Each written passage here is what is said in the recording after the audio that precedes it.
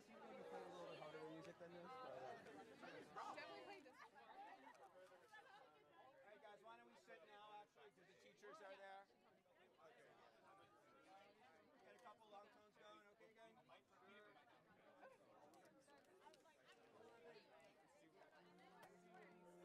it would be cold, but now I feel like it's gonna be hot.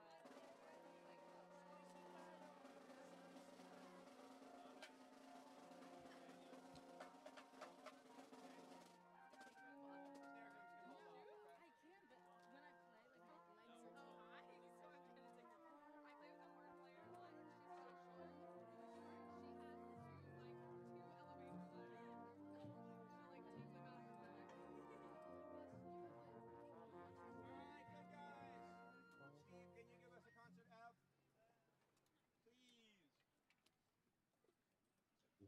Sharp.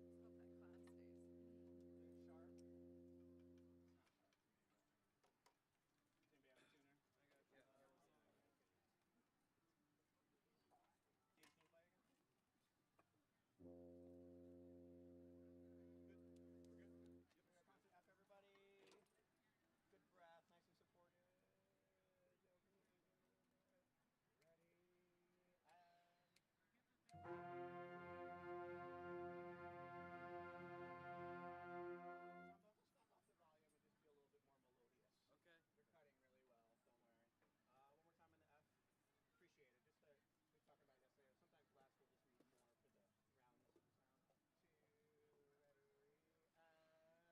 Appreciate it. Just we were talking about yesterday. Sometimes less will just need more for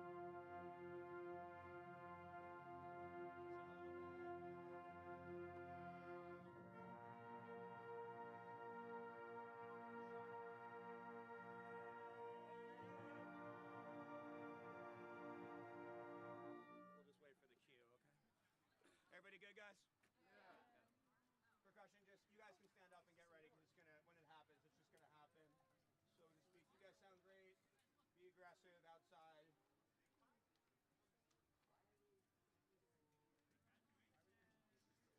What are you guys doing band today? Make fun of me? TikTok? I beat up a bunch of kids. It was great. Yeah? I usually beat up the kids from Montclair.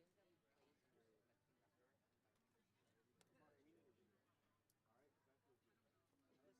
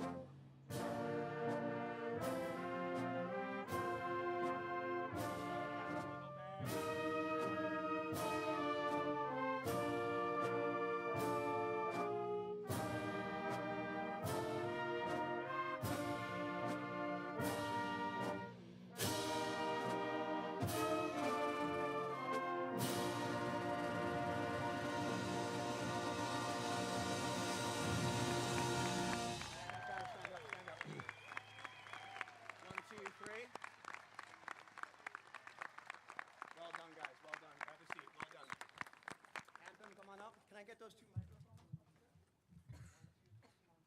Good evening and welcome to Verona High School's 122nd commencement ceremony. Our VHS choral students will be performing the national anthem followed by the road home. I ask you to please stand in honor of our national anthem. The national anthem will be performed in just a moment.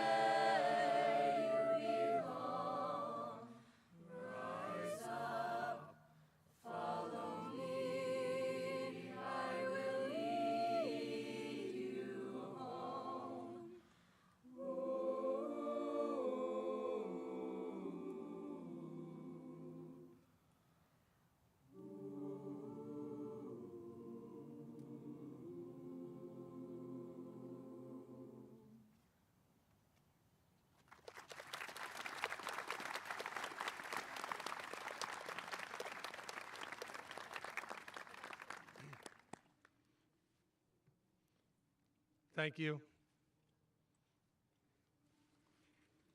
Thank you to Mrs. Neville and the choral students for that absolutely wonderful performance. If we can give them a round of applause, please.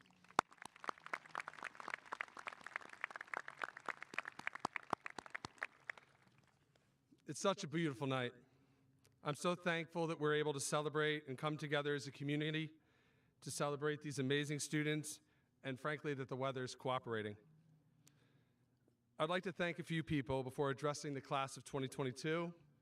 Without the support of these people, this year would not have been possible. First, I want to thank our teachers.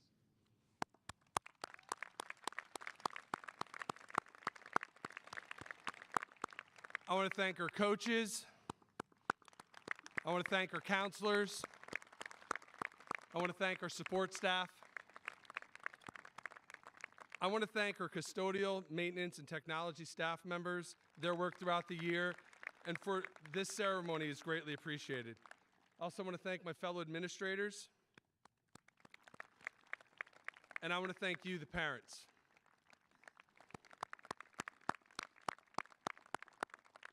And lastly, I want to thank the students. Your class has made a very lasting impact on this community.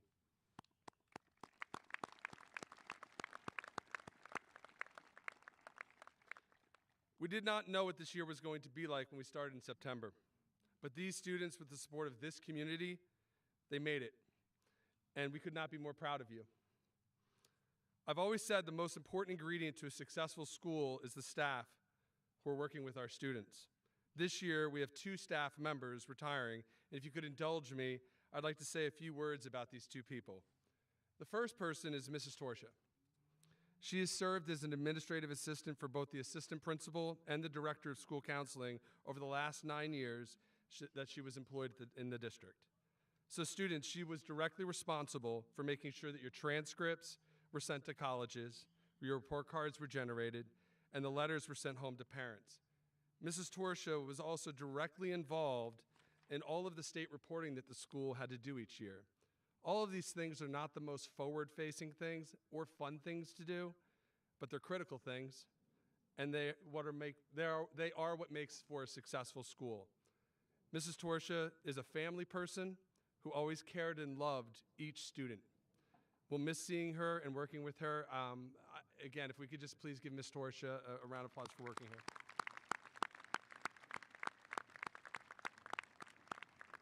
The second person I'd like to speak about is Mr. Cashel. I can tell you that these students will miss you. For those of you who are not familiar with Mr. Cashel, please let me tell you a little bit about him. Mr. Cashel taught mathematics at VHS for 16 years. He's a kind person who chose teaching as a second career after spending his entire first career as an oil man. Mr. Cashel's lived and visited all corners of the earth, and when I asked him what is he going to do next, he told me he's going to the Panama Canal. But when he comes back, he's going into substitute teaching. Ponce de Leon traveled the globe a lot like Mr. Cashel in the search of the fountain of youth. Mr. Cashel found that fountain not in his world travels, but in the classroom working with our students. Mr. Cashel, thank you for your service to our school. I and the entire Verona community wish you the best in retirement. And if we could just please give him a round of applause.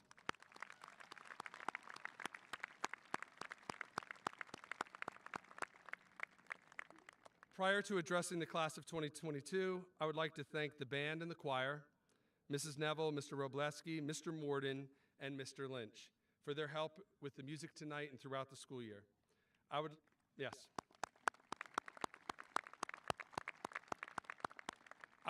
like to thank Mr. Rosa, Mrs. Enstay, and Mr. Merkler for their participation in tonight's ceremony. I would also like to thank Mrs. Stinson, Mrs. Mejia, and Mrs. Rivera, our high school administrative assistants, who literally did everything that made this night possible.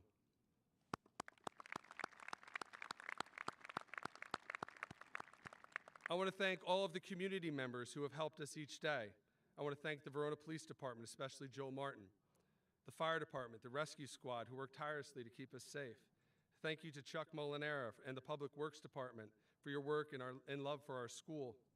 Thank you to Mayor Roman, the Town Council, Chief Kiernan of the Verona Police Department, Chief Valentine of the Fire Department, and everyone that works for the township.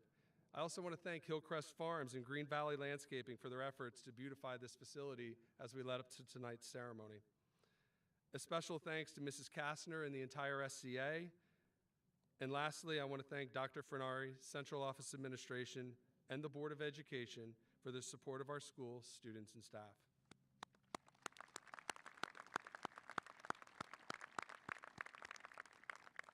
A successful school is not an accident. It only happens through the efforts of thoughtful planning and caring people. Thank you again to everyone mentioned and everyone that I may have regrettably forgot to mention for making this year a success. Now to my speech. So I know that was long. I love art and learning about the lives and motivation of artists and people who are creatively innovative. Please indulge me as I share 4 stories about artists that I admire. Story number 1. There are many versions of the first story. Pablo Picasso, who is known by most people as one of the founders of Cubism. His work is easily recognizable, and some of my favorite work of his are the line drawings. Line drawings are made without ever picking up the writing utensil. Picasso's most well-known line drawings are that of the dove and the bull. In the latter years of Picasso's life, he was probably the world's most well-known living artist. On one sunny afternoon, he is enjoying a time of solace in a cafe while sipping on an espresso. To the observer at an adjacent table, Picasso is lost in the moment and allows his mind to wander as he doodles on a napkin. As Picasso finishes his beverage, he prepares to leave the cafe and proceeds to crumple up his napkin so that he could toss it into the trash. Just as he was about to discard the napkin, a woman approaches him and expresses her admiration for his work. She then asks if it would be okay if she could have the napkin. After a short pause, the woman even offers to pay for it. Picasso looks at this woman and tells her that she may have the napkin for the price tag of $20,000. That was a lot of money back then. Shocked by the price, the woman asks Picasso how he could charge such a price for something he was going to throw away anyway. And it only took him a few minutes to draw. Picasso's response was, "It did not take me a few minutes to draw. It took me 60 years to draw." Story number 2. I love music. From a young age, and because I'm a card-carrying member of Generation X, hope some of you out there are too, I've always valued the authentic. As a teen, I would scour independent record stores, much like today's youth search the internet for unknown and obscure bands. And that's how I was fortunate enough to discover bands such as the Red Hot Chili Peppers, Sonic Youth, and the Pixies. At the time, I wasn't looking for the most talented musician in Eddie Van Halen or Michael Jackson. Instead, I was drawn to the musician I felt had something to say to me, who played a little bit differently, and to my young ear left me in awe. These bands had honesty, authenticity, and creativity. For anyone that's ever been in a band can tell you, the road to full rooms of fans is long, arduous, and uncommon. In my youth, I remember the Red Hot Chili Peppers when they played small venues. Today, you can catch them in stadiums. Story number 3. As an adult, I've grown to love guerrilla art, a form of raw urban expressionism. Many people refer to guerrilla art as graffiti. The world's most well-known guerrilla artist is an anonymous person, maybe even be a group of people. This artist goes by the name of Banksy. Banksy and other guerrilla artists believe that art is for the people and not reserved just for the rich. Based on the art of Banksy, one can infer he believes that his art should say something, and where his art is placed says just as much as what it looks like. Banksy is well known for shredding his own painting as the gavel dropped on its sale at an auction house. He did this by building a shredder directly into the frame of one of his pieces. Once the gavel dropped on the sale of the painting, the shredder was activated and the painting was shredded. As the famous painting shredded, the audience was aghast, and the person who purchased it was left devastated. However, something interesting happened that day. The painting, which was shredded, became more valuable than before it was shredded. Why did Banksy shred his own work? What was he trying to tell us? Story 4. The last artist I want to discuss with you is Tony Hawk. Yeah, I believe skateboarding to be an art form. And I'm not a very good artist, so, I tried that, didn't work. For those unfamiliar with him, he's probably the world's most well-known skateboarder. Yet in his early days of skateboarding, his long, gangly body made people question his choice of sport. In spite of constant ridicule, Tony Hawk stuck with his craft. His stick-with-it approach was never more on display when he tried to complete the 900, that's 2.5 full rotations on a skateboard, during the best trick competitions at the X Games. Even though the contest was over, Tony Hawk tried to complete the 900, falling 9 times, getting up 9 times, and finally completing it on the 10th try. On that day, in front of a packed audience, people watched Tony Hawk, and they were left in awe, and they were treated to a front-row glimpse into the process of how determination and love of craft can lead to amazing and divergent results. If you're ever looking for inspiration, I encourage you to please look up this moment. So to my point now, 4 stories and now my point. Graduates, did Tony Hawk plan to become one of the world's best skateboarders, or did he just love the process that was skateboarding? Did Banksy intend to become a famous street artist, or did he just want to share his art and message with people? Did the Red Hot Chili Peppers plan to become famous stadium rock band, or did they just want to make a sound that was different and fun to play? And did Picasso decide to become an artist so that he could sell napkins to financially endowed cafe patrons? I suggest to you that they did not. Instead, they decided to be themselves, their authentic selves, and they did not follow a path. Instead, they made a new one. And in the process of forging a new path, expanded everyone's world. Graduates, go out there, take risks, be yourself. Don't do it in search of an outcome, but do it because you love the process, the journey, and hopefully the art. Each year, I select a person to speak at the graduation ceremony, and I do not know who I'm going to select until roughly the end of the year. And for that, I apologize. This year, I selected a teacher who has had an amazing and life-altering year, and who I felt may have a story to share with you graduates. Please allow me to welcome to the podium for the faculty address to the class of 2022, my friend and VHS science teacher, Mr. Casey Harris.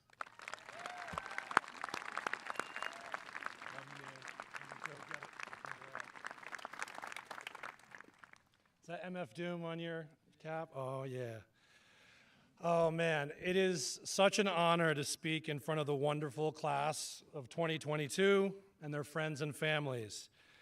I'm here today to talk about one of the issues that is closest to my heart, revenge on my enemies. Oh, no, wait. That's not the right, shoot. Gratitude. Right. Gratitude is what I'm here to speak about. I've been teaching high school for 18 years now. I'm so lucky that I get to be a teacher and work with teenagers. It just suits my personality. Could you imagine if I had to work with adults, sitting in a dull conference room somewhere?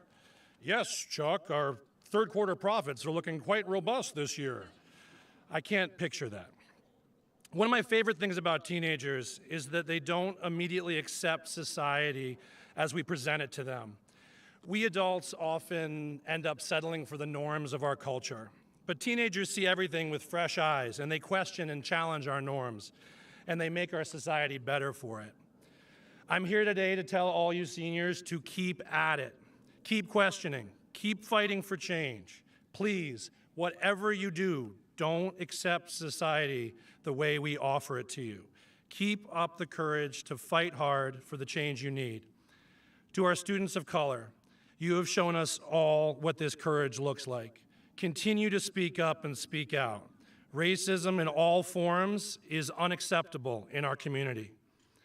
To our LGBTQ+ students,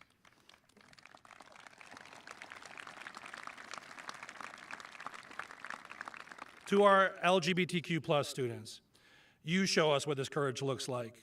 Love is the most important human emotion, and you can love any way that you want to. You belong here, you belong everywhere.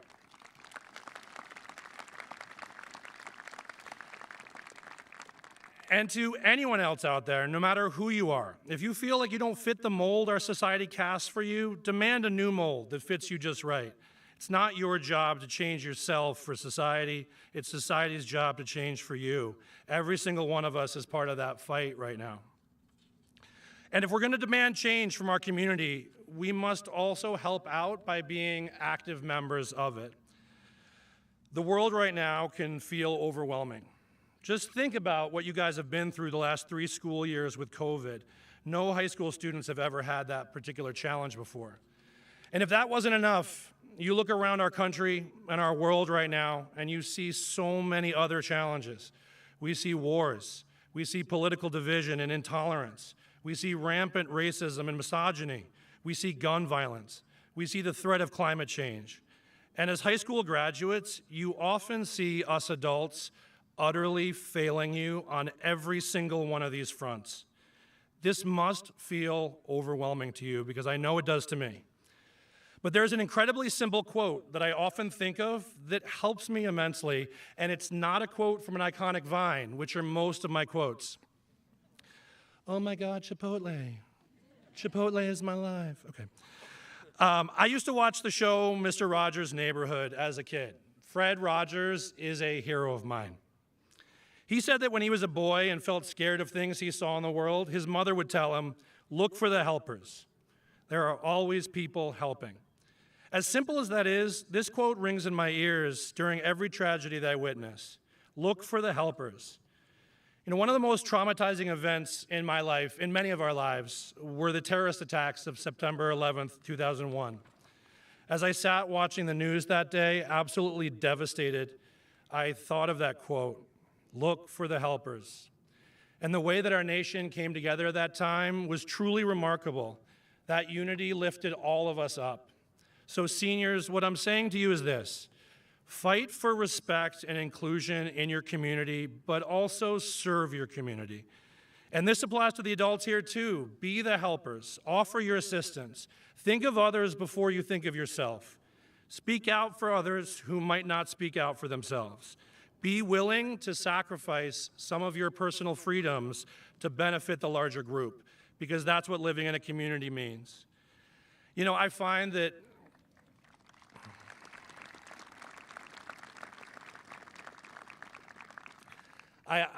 teenagers are often the ones who best model this for us.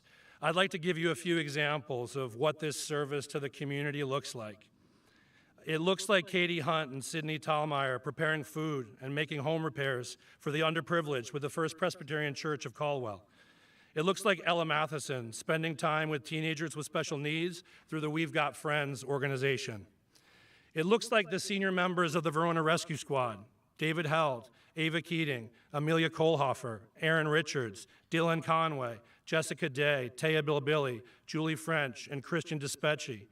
It looks like Annalee Ying, Shalina C. Paul, and Eleanor Newman volunteering at the Verona Public Library. It looks like Nija Wigesa and Ashley Duhaney leading the Black in Verona Club.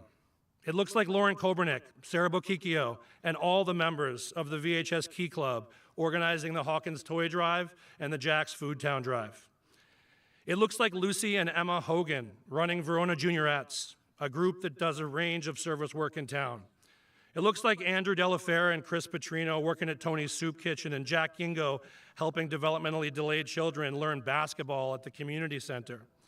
It looks like Tommy Sabo and Gavin Martin volunteering with the Verona Fire Department. It looks like Abby Castillo, who organized a food drive for QMAC and Patterson and collected and delivered all the items herself. It looks like all the members of Miss Ramos's Marine Bio Club doing their annual beach cleanup. It looks like Sabrina Farrow, Sam Costigan, and Mary Kate Doherty promoting autism awareness through the Love Michael organization. And it looks like Jack McHugh singing the national anthem at nearly every event in Verona for the last 4 years, or 6 years, or a decade. I think we can say a decade. It was a community and the list goes on. I don't have time to mention all of you, but I definitely could. A community that works together to help everyone like this is something to be grateful for. So seniors, show that gratitude. Look at this beautiful community that's gathered here today to nurture and support you. It was a community very much like this one that saved my life this past Valentine's Day. I was playing basketball at the YMCA in Ridgewood, something I had been doing for the better part of a decade, when I suddenly lost consciousness and collapsed. One of my coronary arteries had become completely blocked and my heart had stopped beating. At first, the guys I was playing with weren't sure what to do, but a couple of them began performing CPR on me while others ran to get help. In an extremely fortunate turn of events, a Ridgewood police car happened to be nearby the Y, and 2 officers came into the gym with an AED. The shock they delivered to me restarted my heart. EMTs were on the scene quickly, and I was rushed to a nearby hospital where a cardiologist found the blockage and inserted a stent into the artery. Within no more than an hour from collapsing, I was already lying in a hospital bed recovering. And once I got home, my wife and I didn't have to cook dinner for well over a month due to the outpouring of people bringing us meals. And thank you to Mr. Cogdill and Mr. Merkler, Ms. Mejia, and the rest of the VHS administration, and the wonderful VHS teachers that all supported me in my transition back to work. And now I've just completed my cardiac rehab at Hackensack Hospital, where a team of healthcare professionals have given their all to get me properly back on my feet. I stand here today,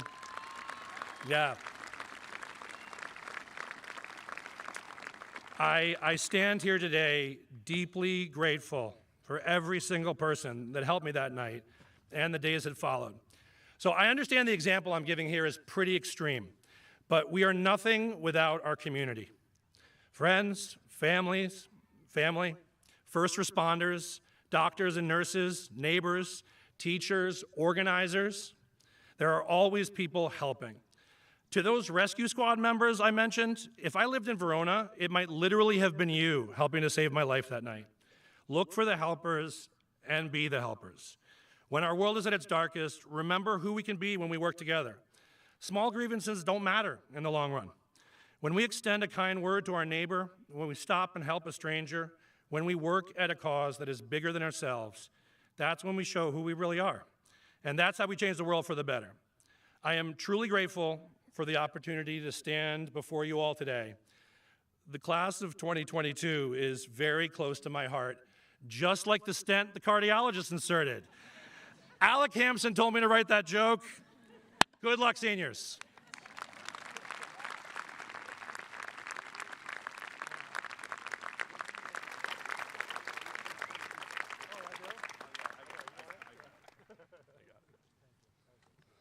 At this point, I'd like to welcome to the podium our Verona High School valedictorian of the class of 2022, James McHugh.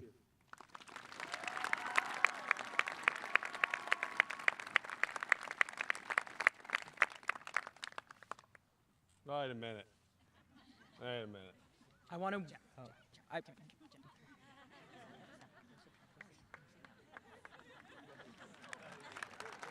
I think they sent him that by mistake. They sometimes mix us up, since we're identical. I would like to first and foremost thank all my teachers from the last 4 years that have made my high school experience amazing. There's a lot, so give me 1 second. Madame, Miss Epsy, Mr. Harris, Mr. Munoz, Tambo, Dr. Webbe, Mr. Wirtz, Mrs. Garson, Mr. White, Mr. Marr, Mrs. Wallerstein, Hems, Mack, Mr. Orr, Mr. Lynch, Mr. Morden, Miss Burke, Mrs. Torcha, and also Mrs. Prisco. Thank you all.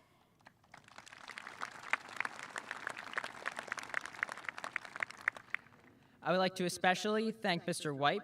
A short time after I was announced valedictorian, he coincidentally gave his AP Lit students a poem called A Valediction Forbidding Mourning. It was then that I realized that I had no idea what a valediction is, much less a valedictorian. But thanks to Mr. White, I know that my speech is a farewell to end this chapter of our lives, and Annalee's is a greeting speech to start a new chapter. I would also like to thank the class of 2022, whose faces I've walked past and talked to for the last 4, 8, even 13 years. Because without all of you, there wouldn't be a reason to celebrate today. Plus, I wouldn't really have anyone to give this speech to.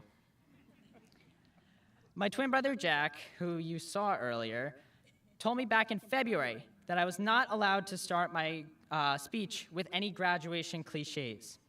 So I'll try to avoid them as much as possible. To my fellow classmates, we made it. Look how far we've come. I'm so proud of all of us. The future is so bright. By giving a farewell to all of you, I encourage you to look back at your younger selves. Starting today, and for all the days ahead, you will talk about when I was in high school, a phrase that has never yet applied to any of you. Let us all reflect back and ask ourselves if we ever thought we could do everything we've done in the last 4 years. Now let us look 4 years into the future. I guarantee that whatever you end up doing, you won't believe what you were capable of in those 4 years either. Reflect also on how your individual, as well as our collective, high school experience is unlike any other classes. The last 4 years have never happened before and will never happen again. And we are the sole products of this time. Let us not waste the unique potential we have from this experience. Let's take it with us into our college years and beyond. A few years ago, I was at my cousin's graduation, and the valedictorian gave a very good, very moving speech about Chipotle.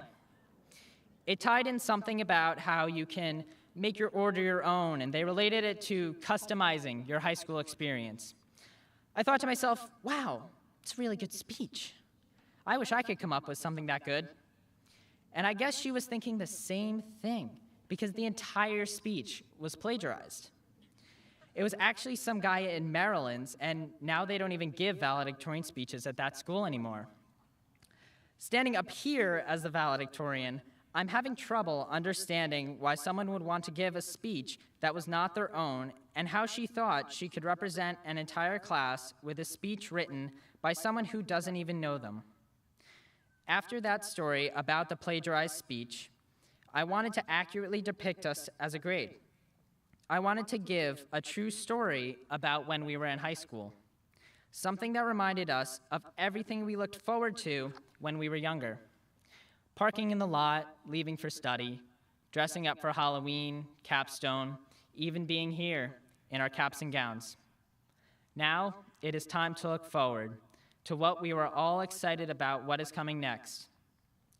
Copying others would be setting us up to live lives that aren't our own. I want us to make our own path, not follow one that has already been beaten. When we all throw our caps later, we have the chance to live a life that is uniquely our own. I implore you, don't be that other valedictorian. Don't plagiarize your life. When I was applying to college, I would research how to get into the schools I was applying to. And many of those websites said the same thing, to have a spike, or one thing that you were so amazing at that you did nothing but that. I really didn't think I had a spike. I still don't think I do. But I'm okay not having a spike because I'm proud to be a well-rounded person, as we all should be. I have more than just one interest, and I know that very few, if any of us, are so focused on one goal that they do nothing but work towards that goal. High school has been the perfect place to find and follow those passions and interests. However, now we refer to high school in the past tense. But do not let that lead you to refer to all those activities and extracurriculars that you have done in high school in the past tense. Because having more than interest, being a good person, taking chances, those are the qualities that are invaluable in a person, and I know that all of you possess those qualities. Let your passions live in the present with you, not in the past with your memories of high school. I encourage you all, while moving forward in your lives, to not forget to do those things that just make you happy, that you're passionate about, that you find comfort or joy in, the things that make you, you, whether or not they help some end goal, because most times you may not know what that end goal is. I know that most people sitting behind me and the person standing at this podium do not know what they want to do when they're older. Of course, some of us do know, and the rest of us envy them. But the thing we all absolutely have in common is that we don't know how we're going to get where we're going. Some see their future far off in the distance, and others are just forging ahead, knowing that they'll eventually reach where they need to be. Regardless of whether they see something off in the distance or not, the path for all of us is unclear. And in my opinion, that is what makes us all excited and a little bit nervous for the future. The uncertainty of it.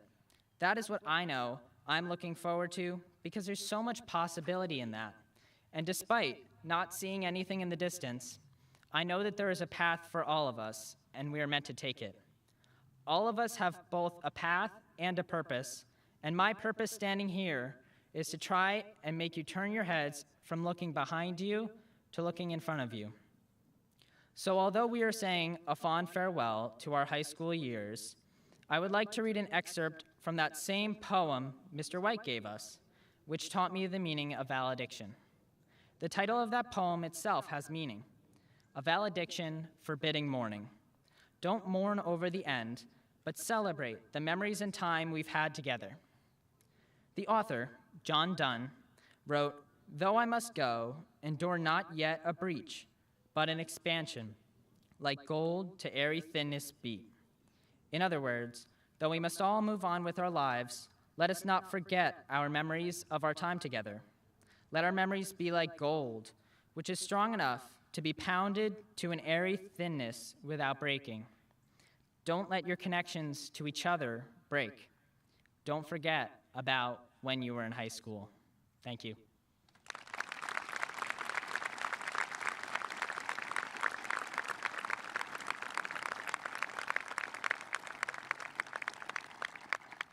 At this time, I would like to welcome Annalee Ying, the Salutatorian of the class of 2022, to the podium.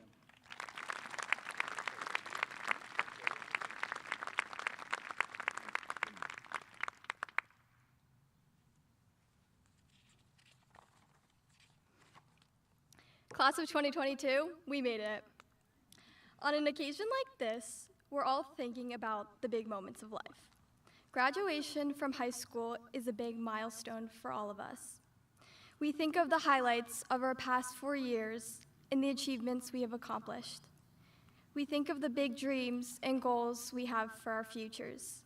These big moments are important and we're celebrating, but in the midst of all that, I want to remind us not to lose sight of the small moments, because sometimes the small moments have more significance than we realize.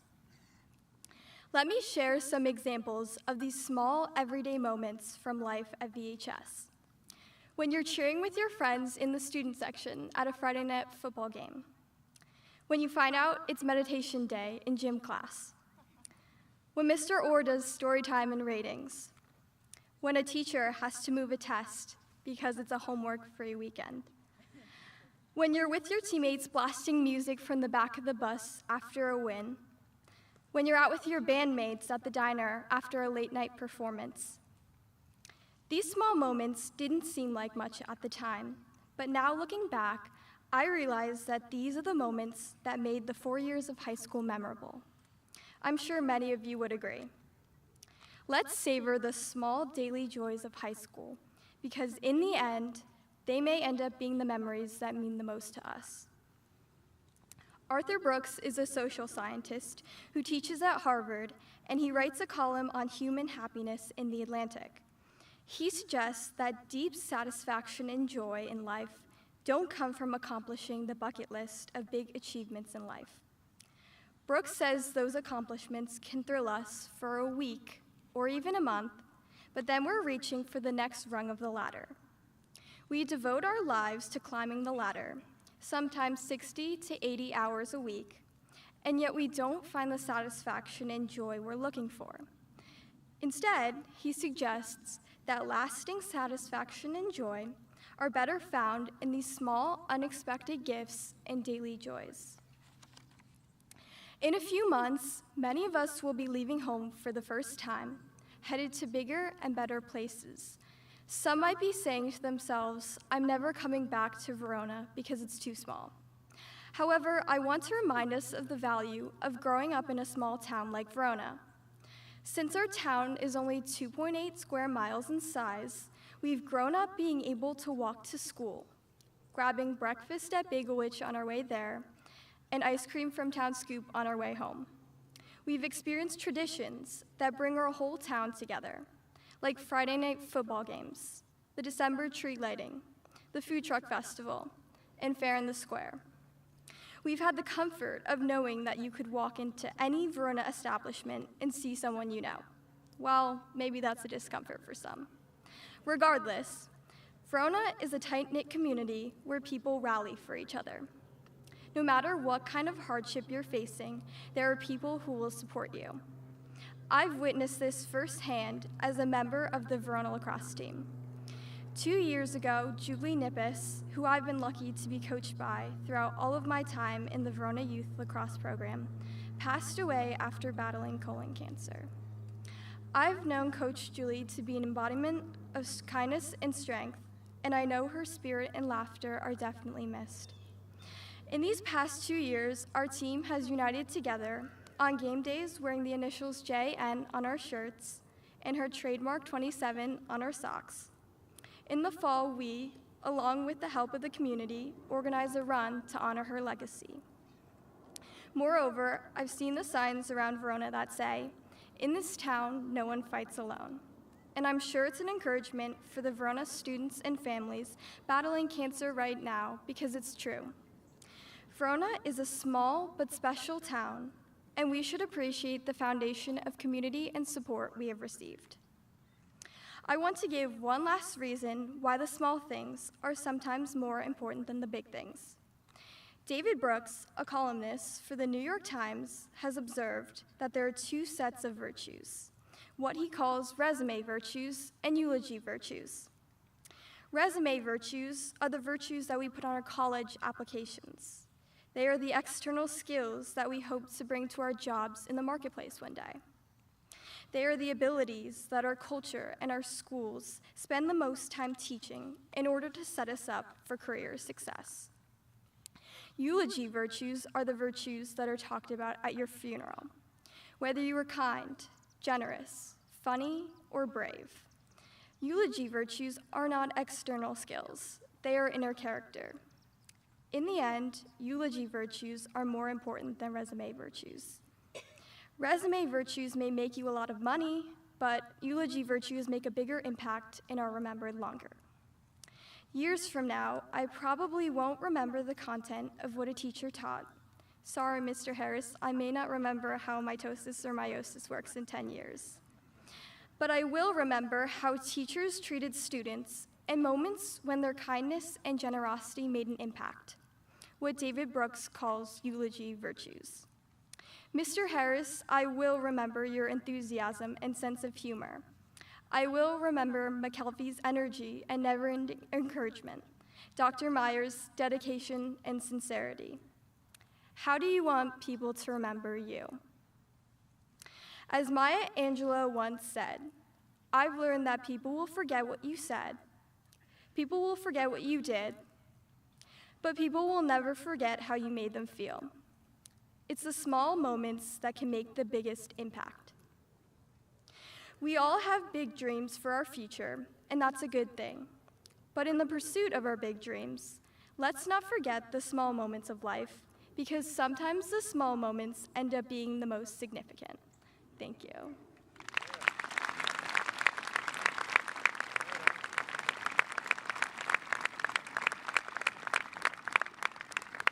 At this point, I would like to welcome to the podium the president of the Verona Board of Education, Mrs. Lisa Freschi.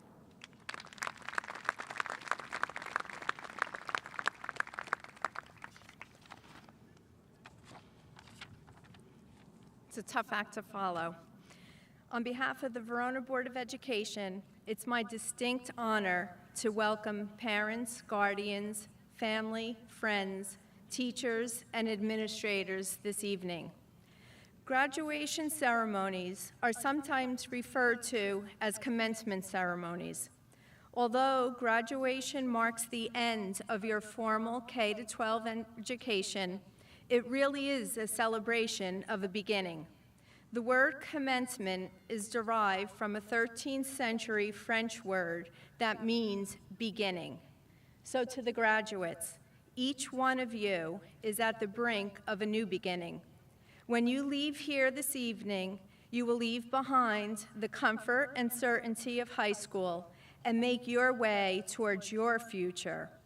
Although you might have a plan for what's next, there's a lot of unknowns between tonight and your first day of whatever does come next. For a little while, you'll live with ambiguity and uncertainty.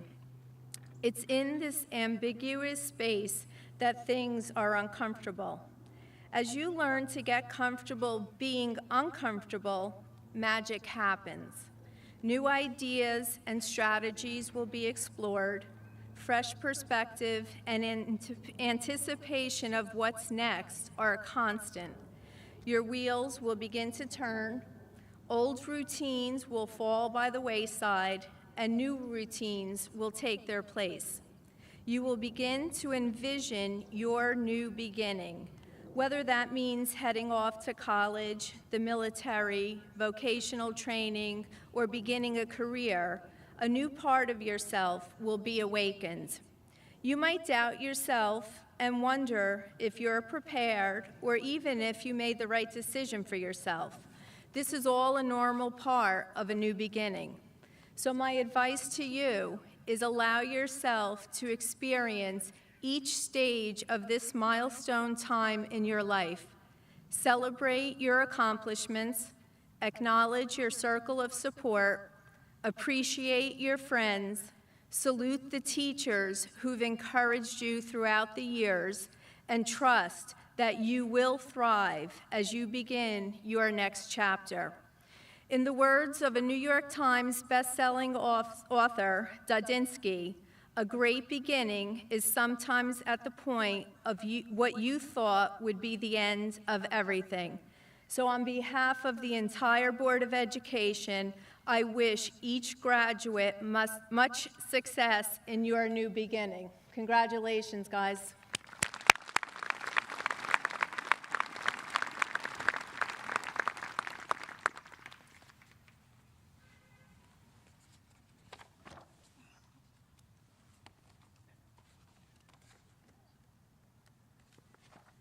At this point, I would like to welcome to the podium Senior Class President Mary Kate Doherty.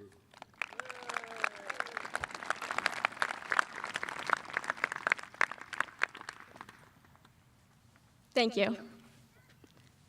As I'm sure many of you can relate, whenever my friends and I are bored, a way we pass time is to drive around. Normally, this starts with grabbing some ice cream and then wandering the same few streets, rolling down the windows to fill the wind with our deafening music. Though we're all happy in the moment, the unspoken thoughts run through all of our heads. It's coming to an end. How are we graduating? How will we move on without being by each other's sides? Sometimes we exchange these thoughts, but there is also beauty in things unspoken. We simply enjoy our time together and value the moment while we can. I'm sure we all remember holding our schedules in our hands freshman year, memorizing room numbers, teachers' names, and the rotating block schedule. It seems like a lifetime ago, doesn't it? And it didn't take long to get into our groove. You know you were going to the right class after period 4 if you passed Hems's neon sneakers or heard Abby Castillo's laugh nearby. We might not all have had the same classes, but ultimately, we were filling our time in seemingly identical ways. Our schedules were undeniably monotonous, but the days still had spark. There is something strange, yet comforting, about the unpredictability of each day, even though they always followed the same routine.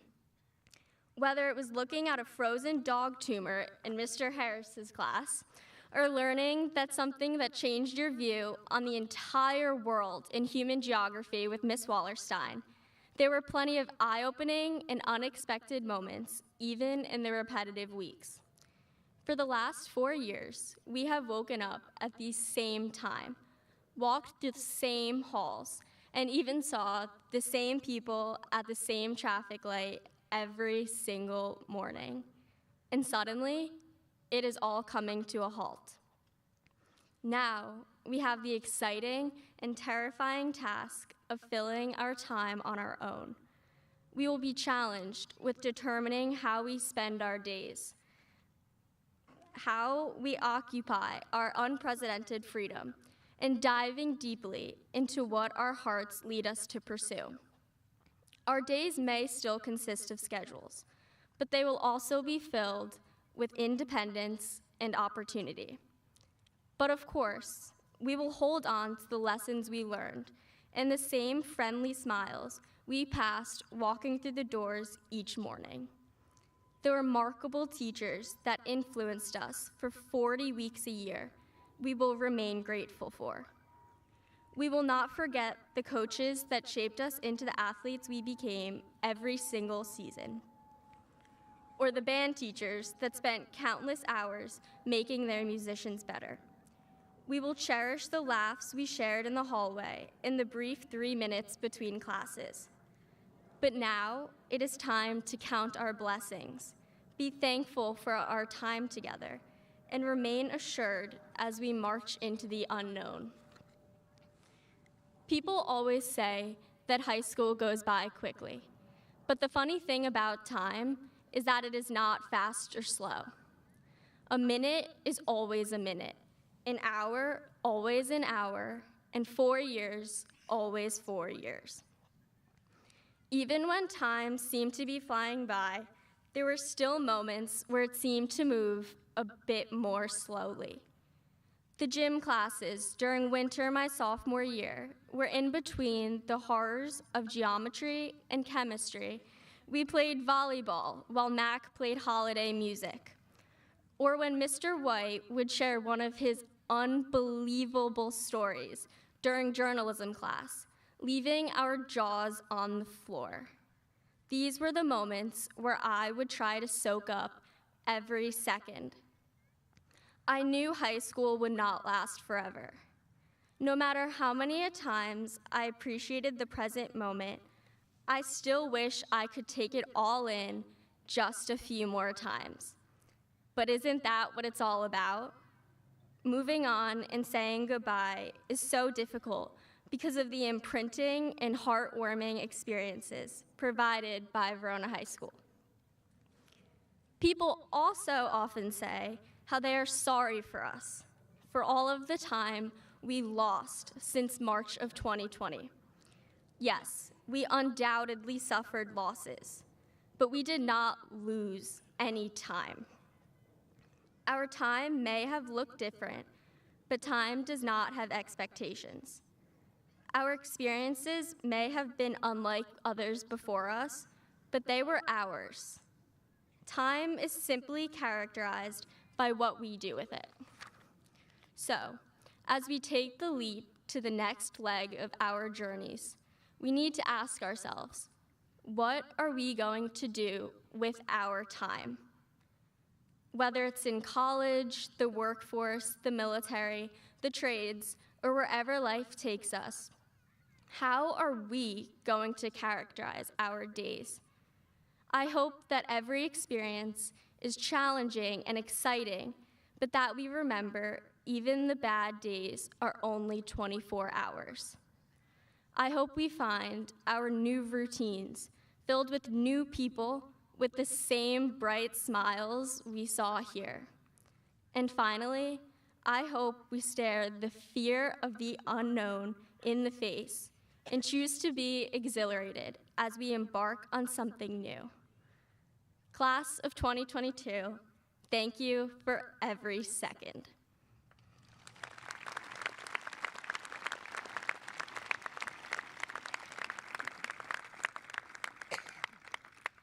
At this point, I would like to welcome to the podium our Student Council President, the one and only Sean Buey.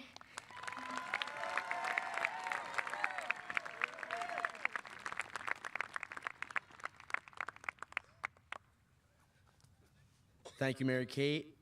Good evening, everybody. I would like to welcome all faculty, friends, family, alumni, and distinguished guests, and a very special good evening to Verona High School's graduating class of 2022. Now, I know Annalee and Jimmy both said this before. Mary Kay didn't get the memo, but, well, class, we made it. We made it, I'll tell you that. While writing the speech, I found myself not reminiscing only about the last 4 years spent at Verona High School, but our education in the Verona Public School District as a whole. And yes, I went as far back as good old kindergarten, where life was great. Half days, toys in the classroom, snack time. I mean, those seemed like the days. But of course, those days had to end, and we had to move forward. We moved through first, second, third, and fourth grade with the only worries in the world were being what colors you would get for field day, what teacher you would get the next year, or that dreaded report card. But those worries faded away, only to be replaced with new worries as we moved on to HBW. In the year 2014, the class of 2022 was created. Kids from Lanning, Forest, Brookdale, and FM Brown all came together to form the best class ever created. Of course, those kids from Lanning made it even better to put it over the top.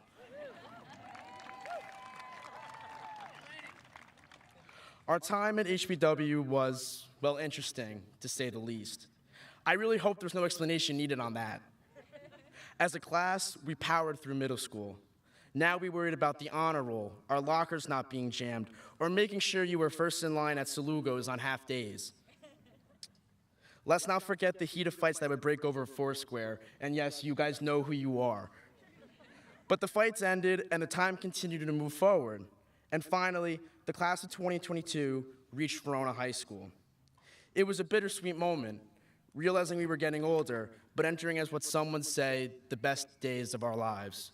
Or as Bruce would say, our glory days. We entered freshman year excited, ready to start our high school career. Our freshman year was great. The first class, that first girlfriend, the first football game. My friends and I didn't even venture into the student section until halfway through the season, and the only reason we did was because I couldn't stand the cowbells the parents would ring after every single play. There weren't many worries that year. Making sure your grades were good and hanging out with friends. It was the life. Unfortunately, things got crazy after freshman year. And when I say crazy, I mean Will Smith at the Oscars crazy. I'm talking Cedar Grove crazy. The problems and worries we thought we had and were so important in our lives faded away. COVID-19 hit us like a truck, a complete turnaround of our student lifestyle, creating a Verona High School experience unlike any other. It changed the way we all lived, learned, and interacted. Sophomore and junior years here at Verona High School were something I'm sure my fellow classmates and I will never forget. We will get the joy of telling our future children to suck it up when they complain about school, followed by a story we have about the time we spent learning remotely on a computer. But COVID-19 was not entirely bad. We ate breakfast during the second period. We pretended not to hear our teachers when they called on us during a Google Meet. We binge-watched different Netflix shows during lunch and probably class. And if we wanted to skip class, we would simply shut our computers. It also taught us a lot, that we can really overcome anything and that we are capable of overcoming even the biggest obstacles that get in our way. It showed me how important human interaction is within our lives and how important relationships are with people. Getting back into the classroom during our senior year and getting back into our routines was a huge relief. I don't even think I stayed home sick once this year, unless I was actually sick. This year is one for the books and speeches. Between the endless amounts of gym softball, speeding up Samson, or hearing Matt go, "Hey, guy," as you pass through the halls was something I'm sure we all missed. I could go on forever, but I can see Mr. Merkel and Mr. Cosmo pointing at their watch. The past 4 years have flown by. We sit here tonight for one last time as a class, about to embark on the next chapter of our lives, as if we had not gone through the events of the last 2 years. Despite the hardships we endured, we all came together to make things better. Despite the many differences we all may have and the different paths we have taken over the last few years, we are all excited and optimistic about what the future holds. The class of 22 did more than just survive. We thrived. We have so much to be proud of with the recognizable achievements we have had.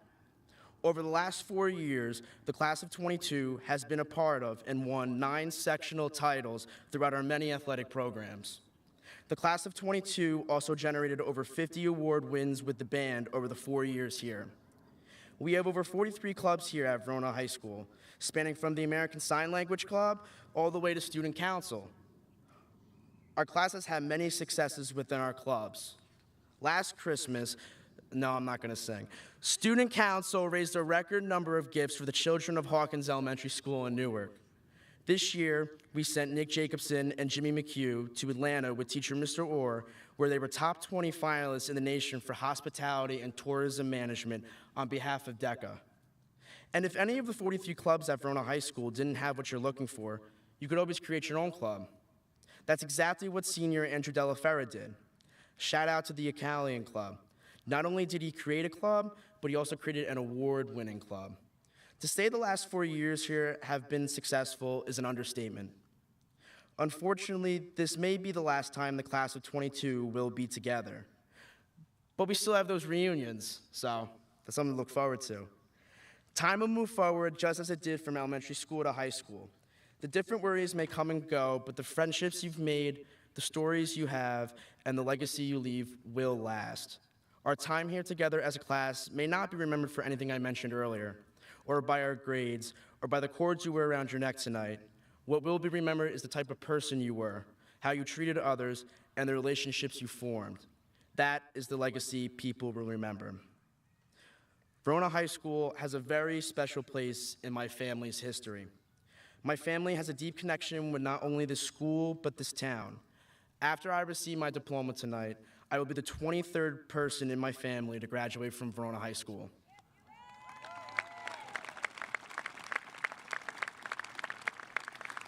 The first person, my grandfather, Jesse Vincent, in 1951. He graduated when Verona High School was on Bloomfield Avenue, where the middle school is today.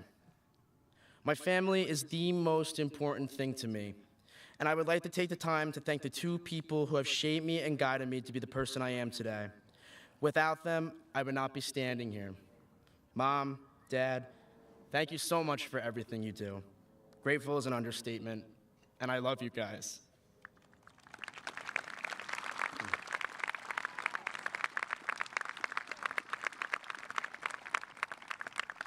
And I thank all the parents that sit here today as you watch your son and daughter graduate. Without you, without your dedication, without your love, we would not be here today. And we thank you, because we did it. We did it.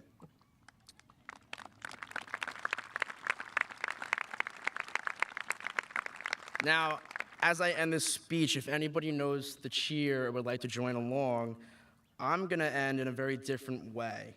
So go HILLBILLIES,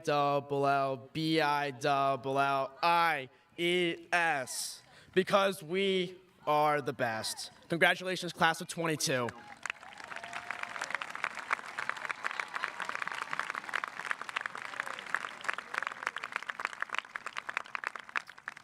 At this point, I would welcome to the podium Verona Public Schools Superintendent, Dr. Funari.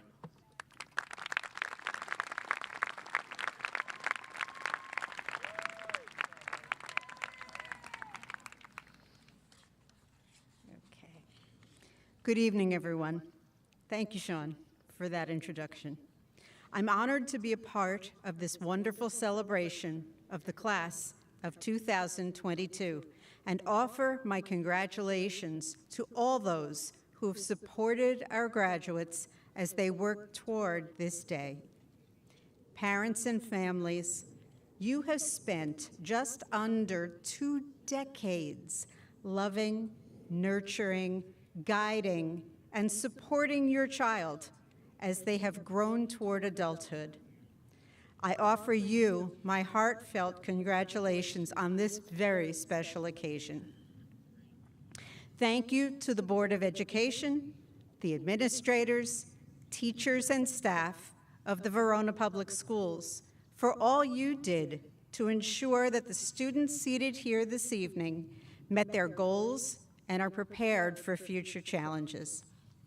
You know that this is just the end of a chapter. The rest of the book has yet to be written for these outstanding graduates. Now, I would like to share a few words with the class of 2022.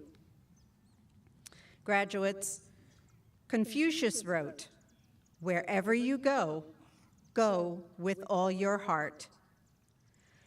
There is a long-standing debate about the actual meaning of this phrase.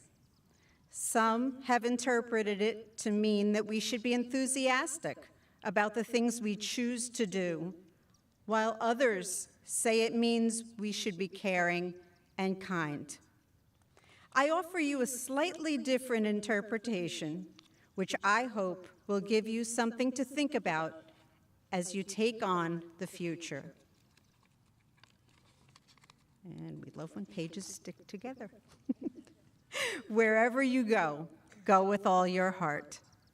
As you leave your high school years behind, I hope you will reflect on all the things that you've learned and the people you have met. All of these past experiences helped to prepare you for this day. Your graduation from high school marks one of the milestones by which other points in your lives will be measured. The person you have become and the person you will grow into are shaped by the triumphs and challenges you have encountered. Be true to your inner self and show others the beauty within you. Wherever you go, go with all your heart. I ask that you take a moment to find in the audience your family, a special teacher, a friend, or another person connected to you who has been there for you. Those who are here to cheer you on, those who have helped you to achieve goals. Think about how you feel about them and how they feel about you. There are so many emotions that naturally come to mind, but I ask you to use your heart to truly understand the deeper meaning behind these feelings. Heart is enhanced by empathy. Empathy leads to understanding, and that understanding can lead to positive outcomes. Empathy does not mean simply feeling the same way another person feels. Empathy is understanding how the other person feels without experiencing the full extent of the other person's emotions or needs yourself. Being an empathetic influencer in the world enables us to support others by what we say and do. Wherever you go, go with all your heart. This next chapter of your story will be full of ups and downs. You will encounter new people, new situations, new frustrations, and new joys. There will be days when you may feel that you don't know what to do. In times of challenge, always remember that your family, your friends, your teachers and mentors are with you, walking beside you with words of encouragement, guidance, and support. Never be afraid to say, "I need help," or, "Hey, I want you to know that I just accomplished my goal." You are not alone. Wherever you go, go with all your heart.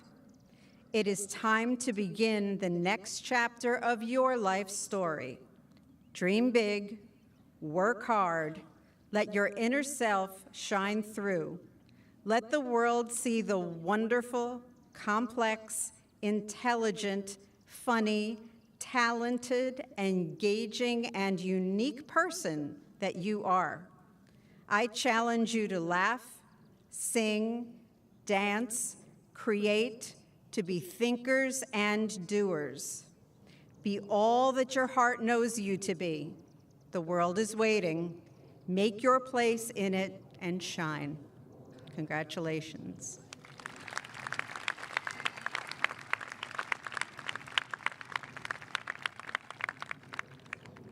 Once again, congratulations to our graduates and their families on this very special day. At this time, it is my honor as the interim superintendent of the Verona Public Schools, by the power vested in me by the state of New Jersey, to confirm that after careful review of academic records, our students here with us today have met all high school graduation requirements set forth by the New Jersey Department of Education and the Verona Board of Education. I am proud to confer the diplomas earned by each student whose name will be read. On the occasion of their graduation, held on this date, the 23rd of June, 2022.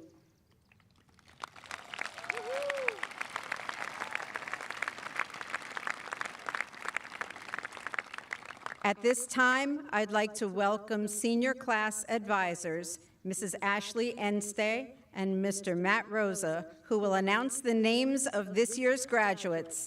And I also ask Board of Education President, Mrs. Lisa Fresky, to come forward to present diplomas.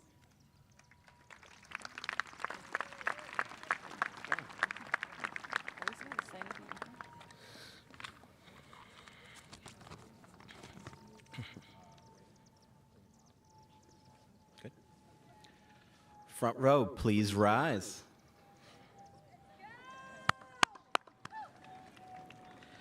Mary Kate Darty.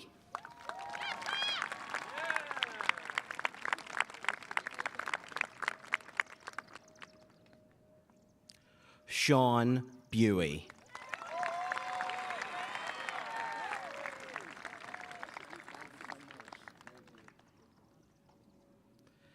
Annalee Ying.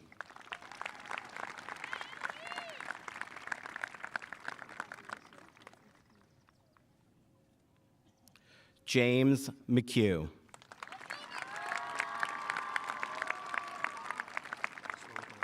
Okay. John McHugh.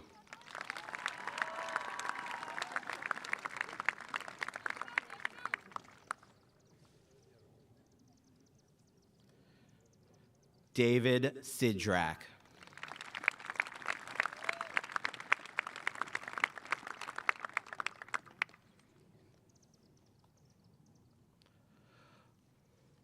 Ahmad Abdel Jabbar.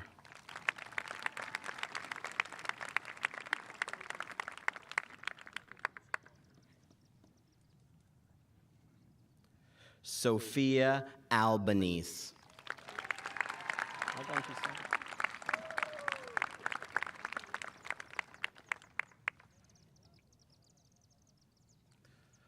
Michael Andolino.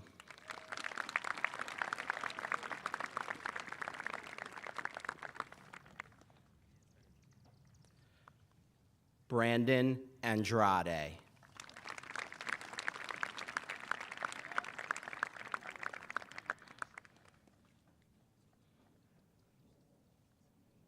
Rose Arias.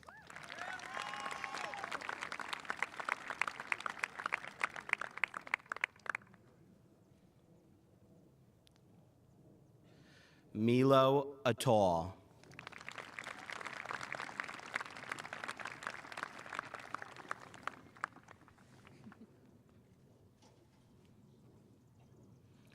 Amelia Axelrod. Welcome.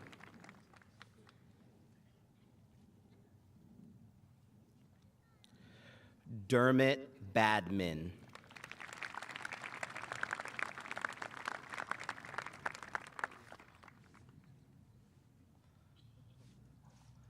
Alyssa Balario.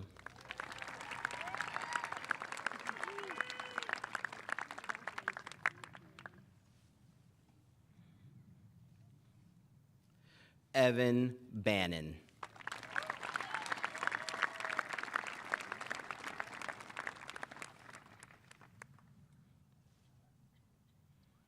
Zachary Benicietti.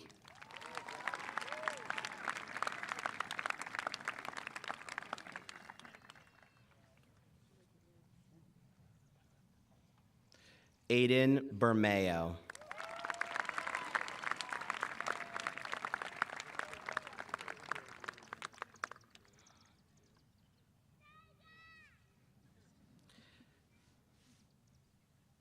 Derek Bernardino.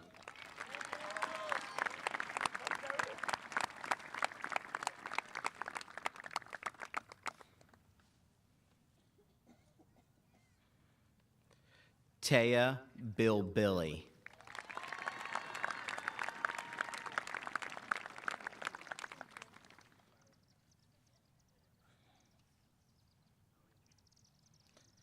Sarah Bokikio.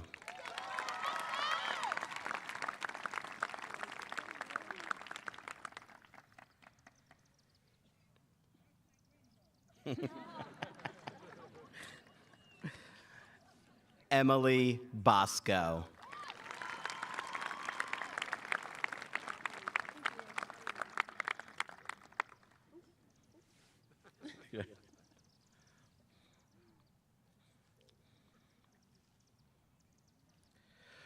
Joshua Boyle.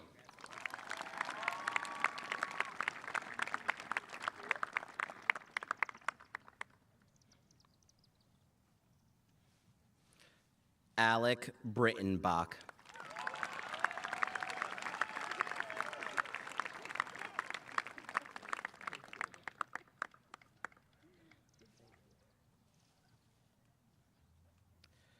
Kayla Brower.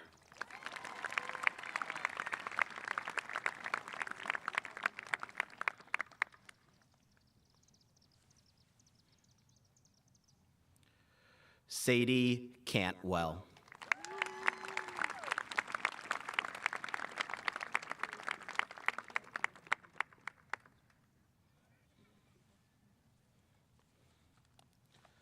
Tyler Carvalhoza.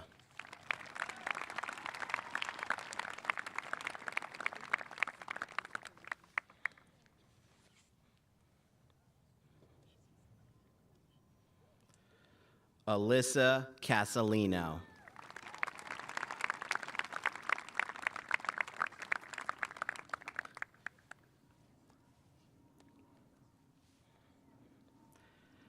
Abigail Castillo.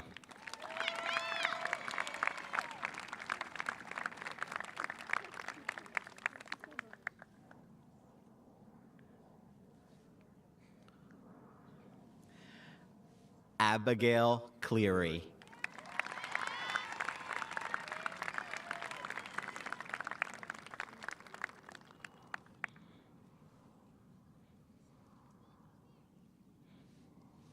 John Cleaver.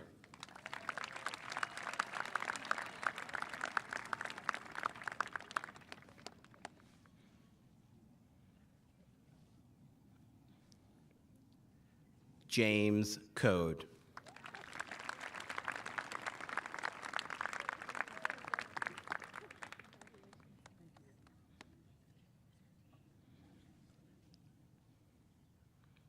Anthony Colucci.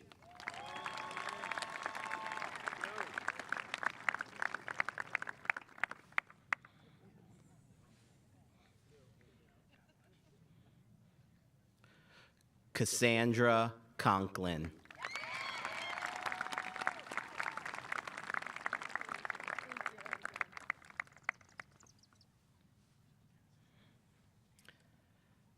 Dylan Conway.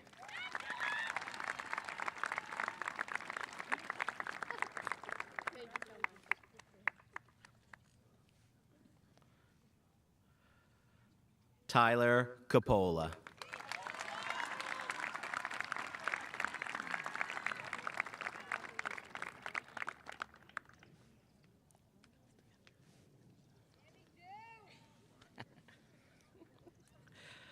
Samantha Costigan.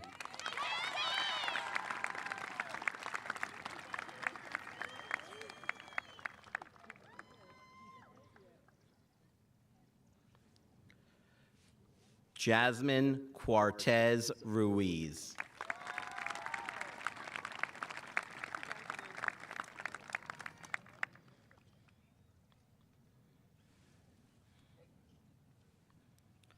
Christian Cunningham.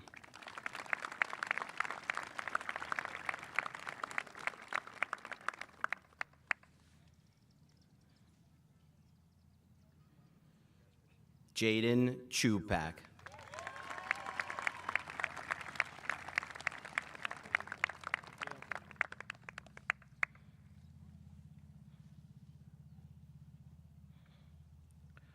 Marcos Chupak.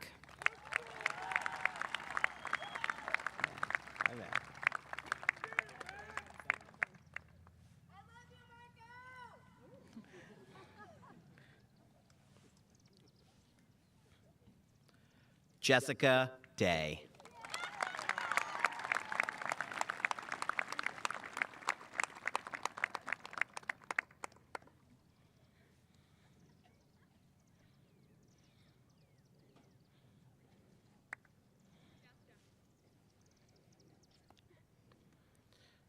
Natalie DeLeon.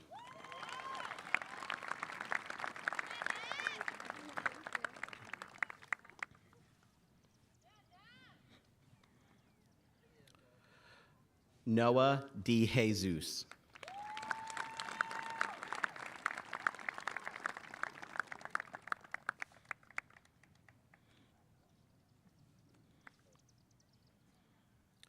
Andrew Della Fera.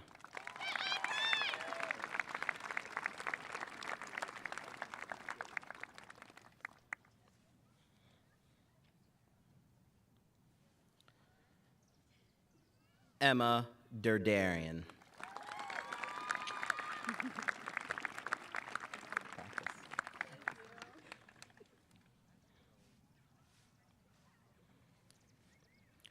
Christian Dispecci.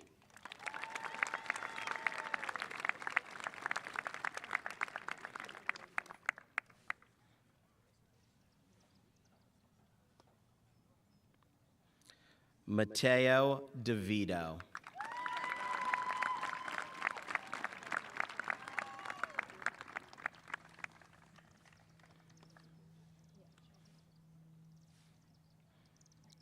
Luca Di Natale.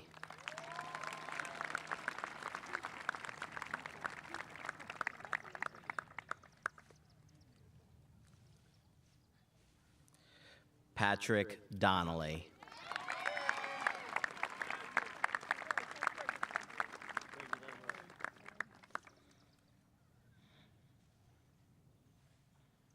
Scott Duffy.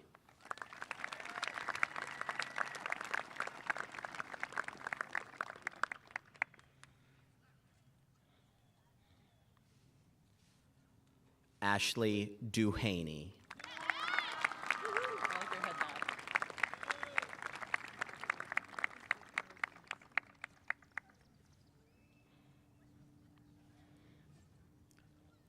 Michael Dunphy.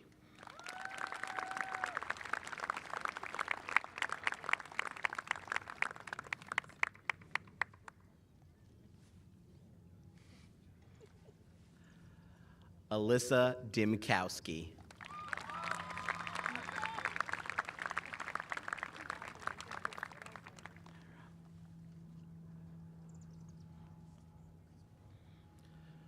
Sabrina Farrow.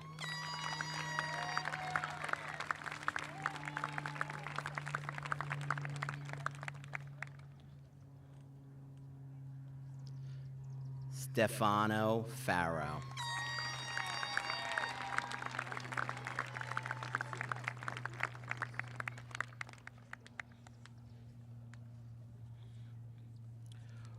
Wednesday Fisher.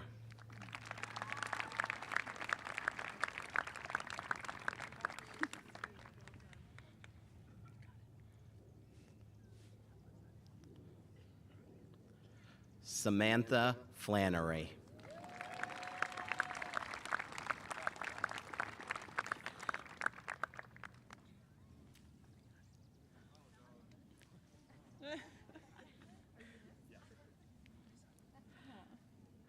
Alexander Freda Birish.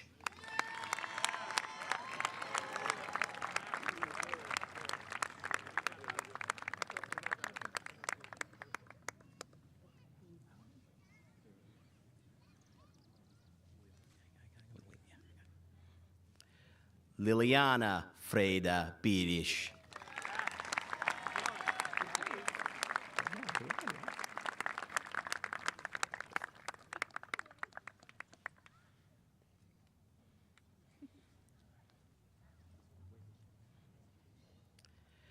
Viviana Freda Birish.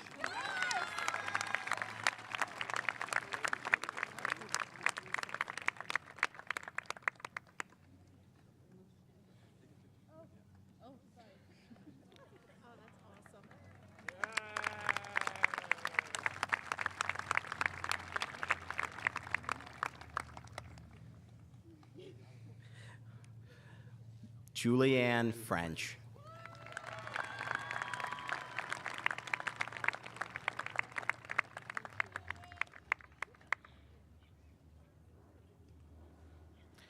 Jamie Gabriel.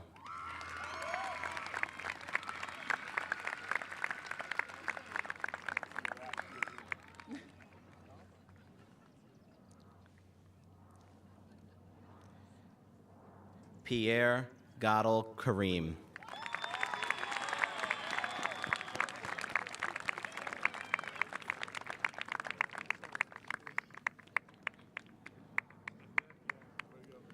Seham Ghaffari.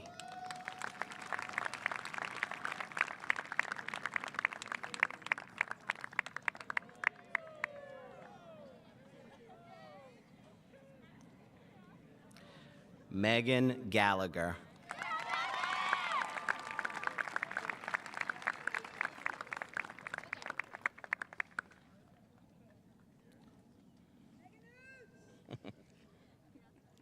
Tim Gavin.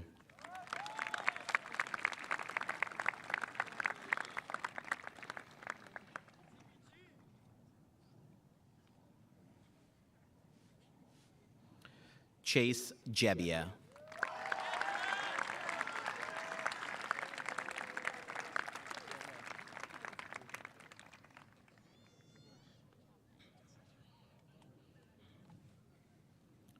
Jack Gingo.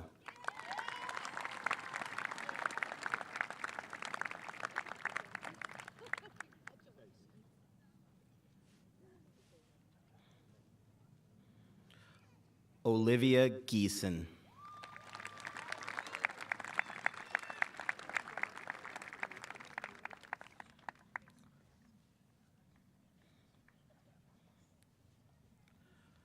Maya Golbieski.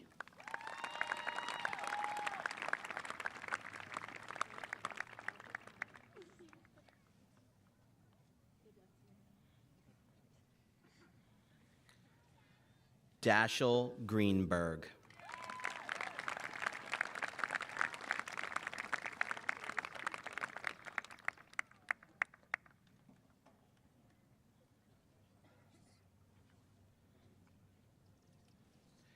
Amy Griffin.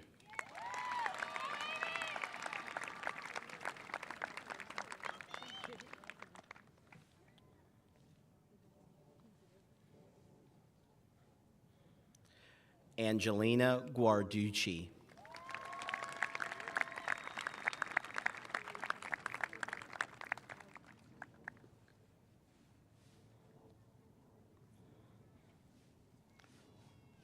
Sasha Gutierrez.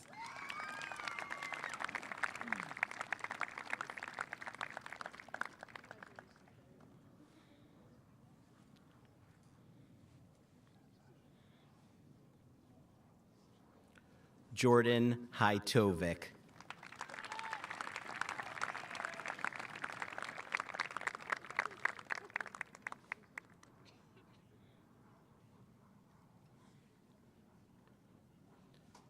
Alec Hampson.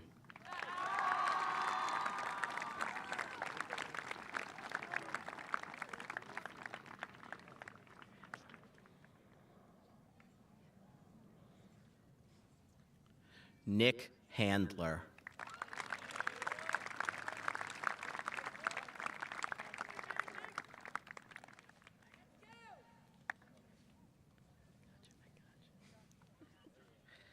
Megan Hogney.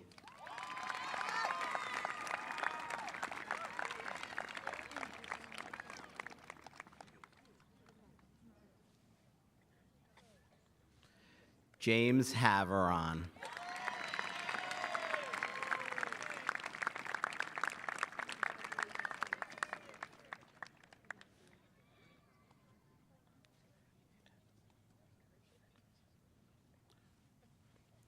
Noah Hayden.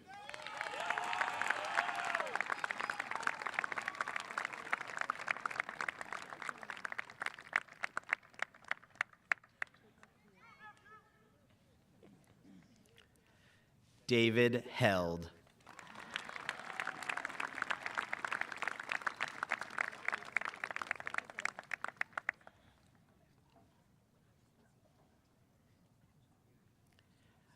Anders Heiniger.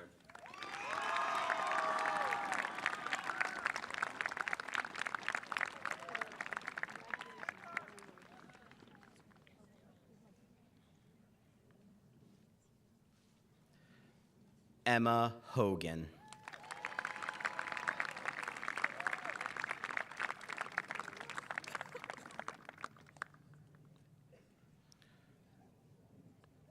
Lucy Hogan.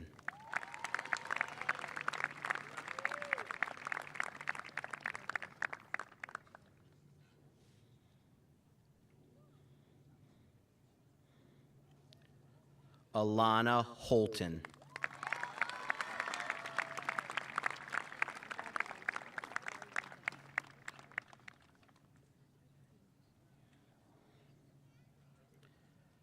Catherine Hunt.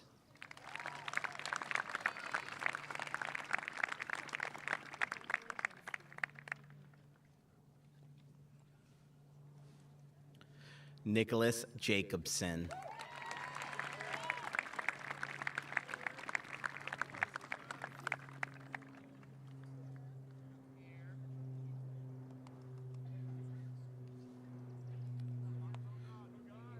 Giselle Jandoli.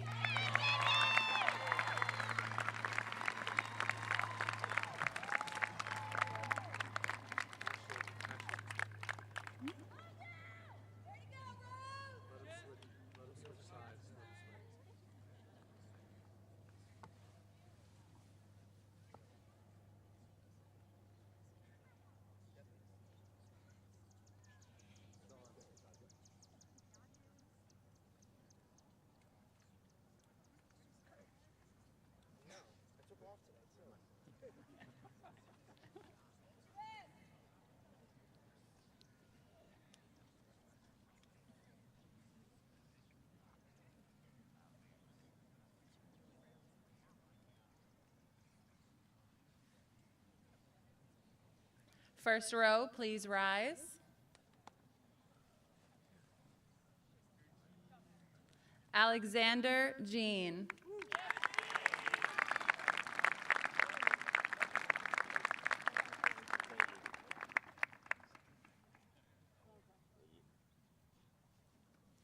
Ava Keating.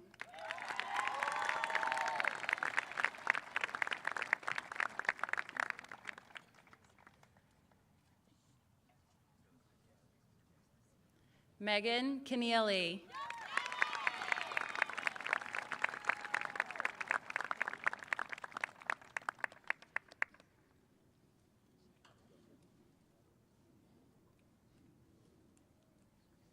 Alba Killian.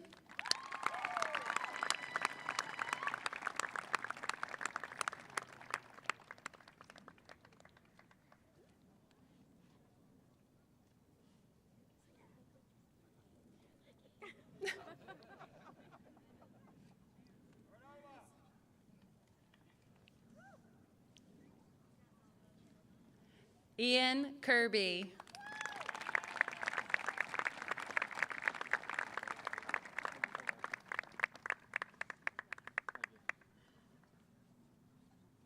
Colin Knight.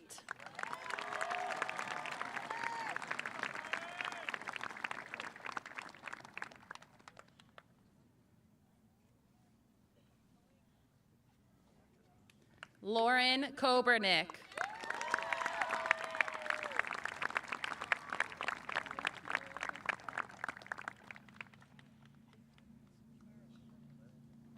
Amelia Kohlhofer.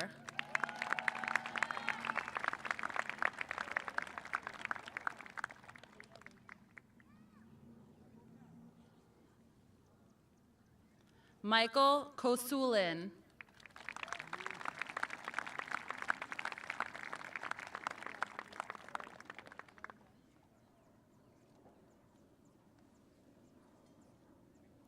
Dunia Lajili.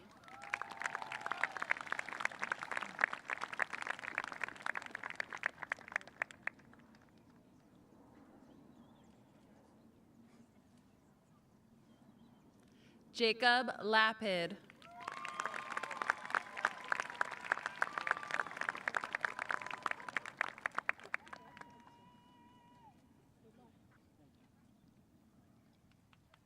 Dominic Latino.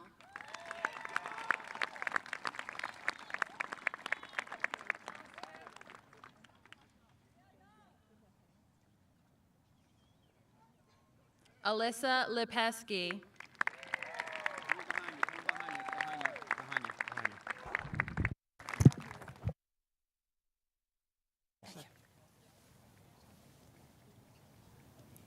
Jacqueline Loudon.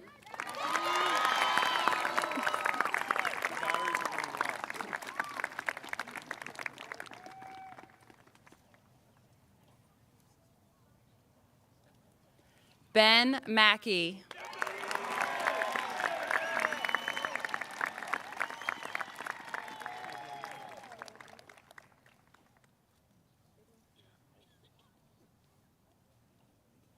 Grace Madigan.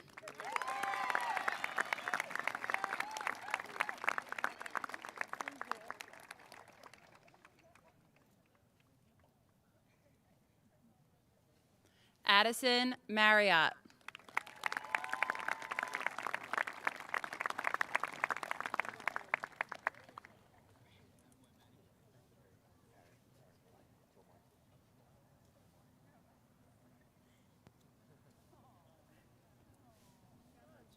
Gavin Martin.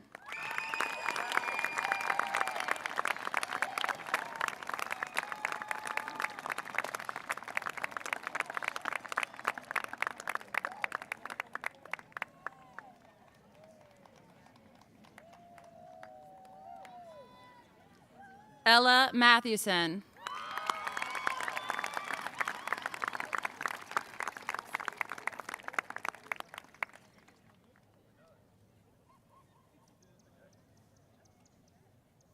Caitlin McCaffrey.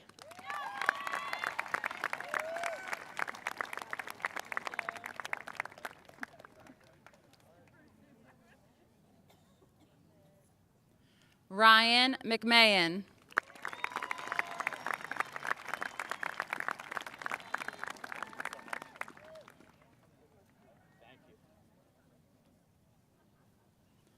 Gianna Mecca.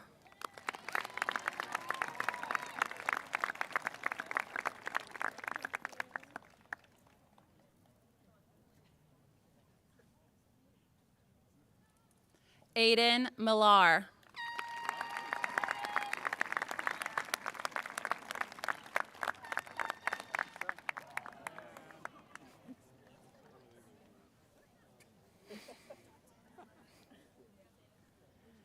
Abby Miller.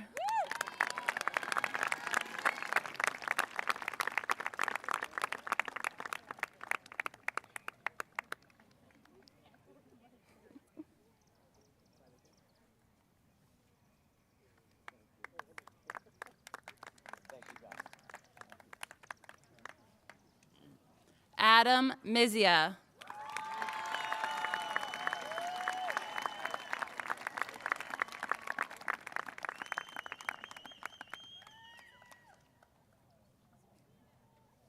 Ella Moore.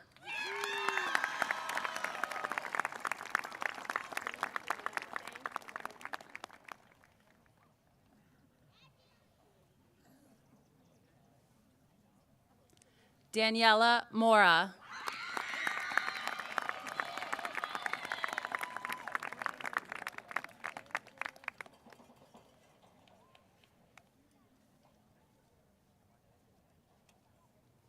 Isabella Morales.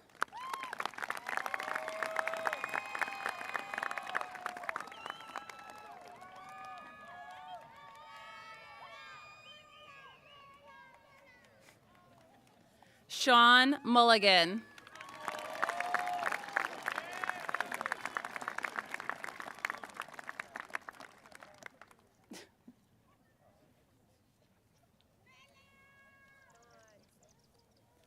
Michael Murphy.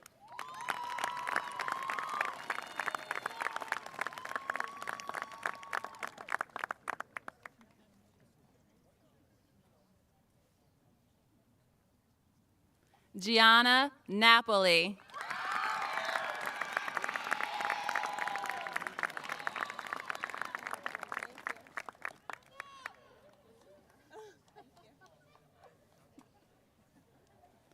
Brody Neal.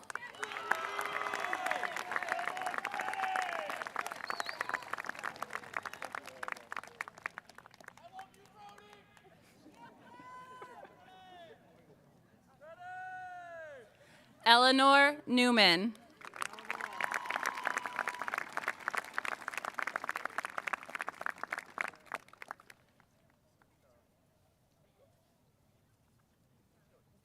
James Ortiz.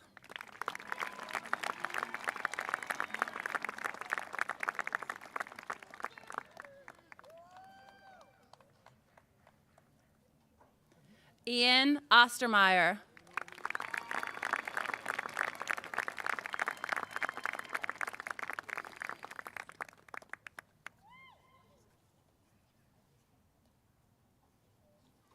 Dominic Pandisha.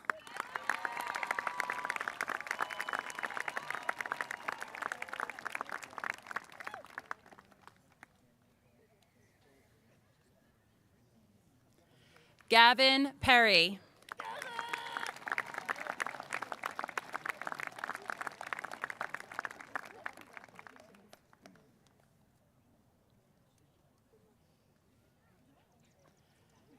Christopher Petrino.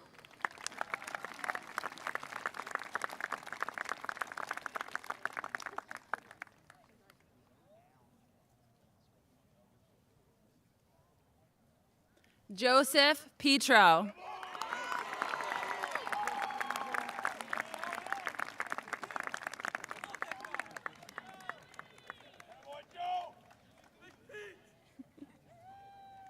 Alyssa Pichardo.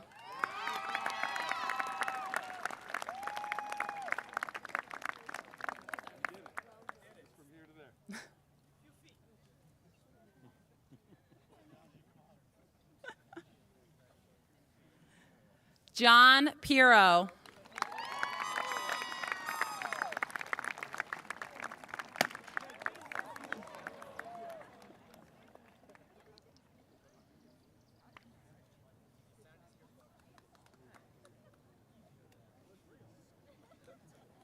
Eddie Kimbajo Urrego.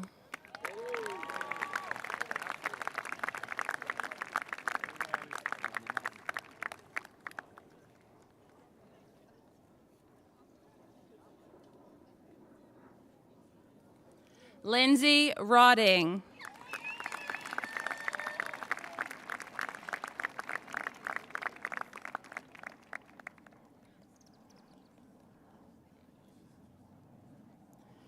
Faith Reed.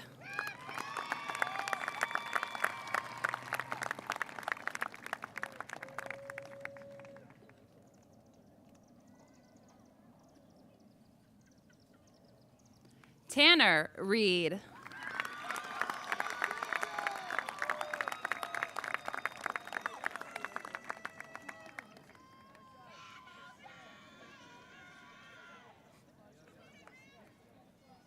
Carly Renna.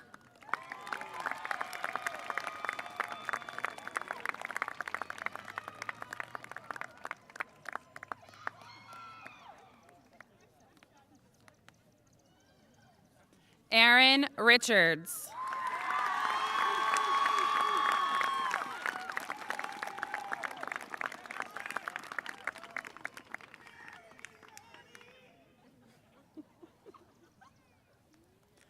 Connor Robinson.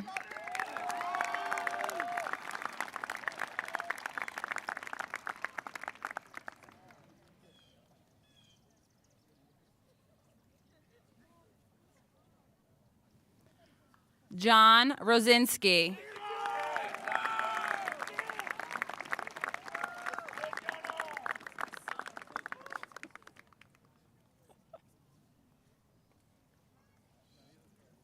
Thomas Sabo.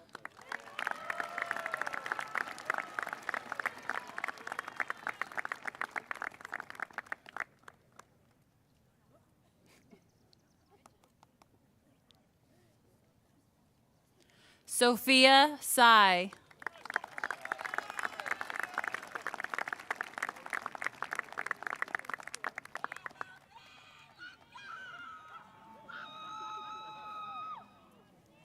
Hilton Sales.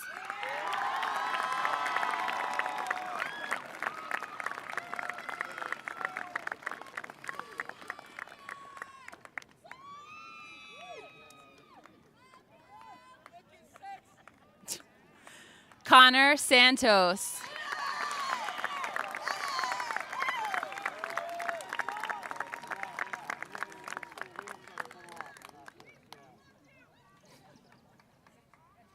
Shalina Seapaul.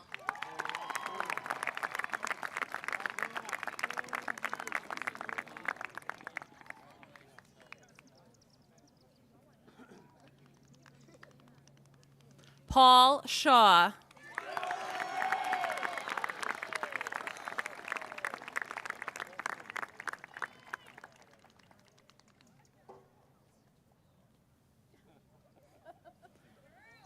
Emma Sheehan.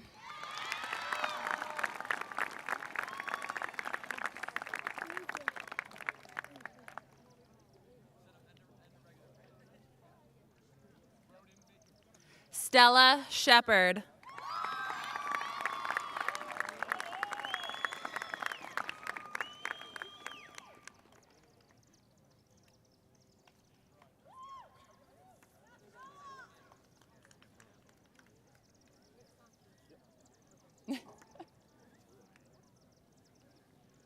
Nicholas Sachi.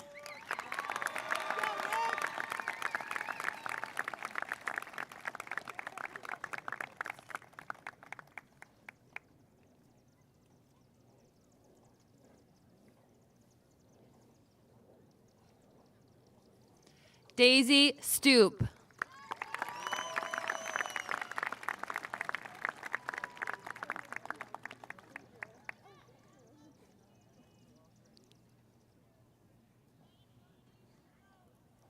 Madison Sook.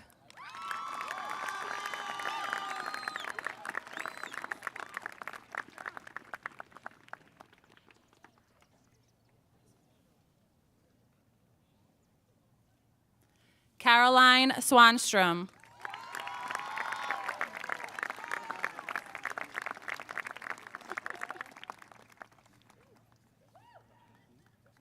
Yeah.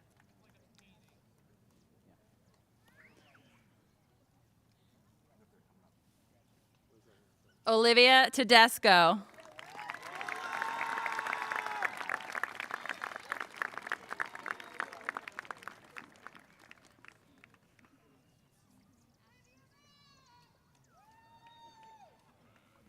Sydney Talmeyer.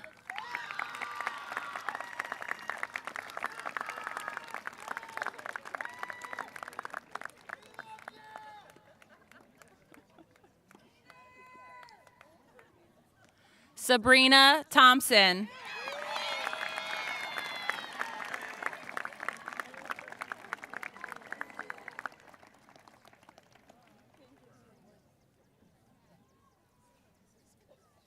Lauren Tracy.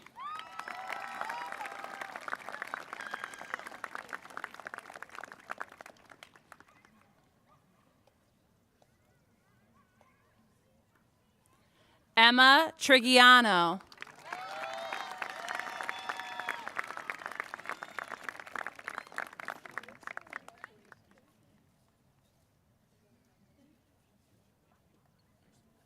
Michael Vaccaro.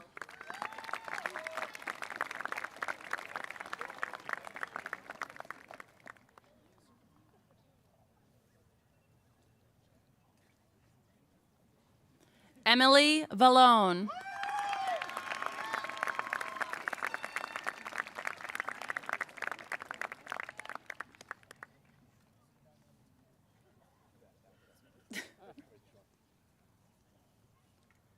Diane Valverde.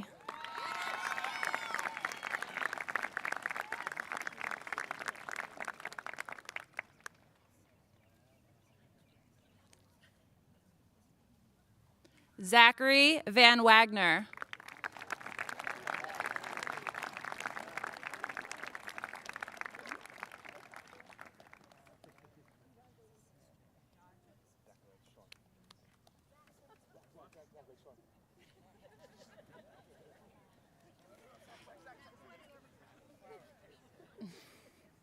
Daniel Vecchio.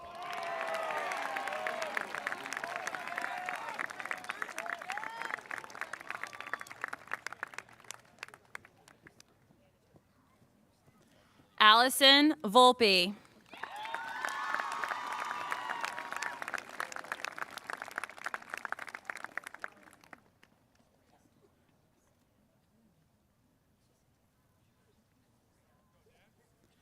Nija Wegesa.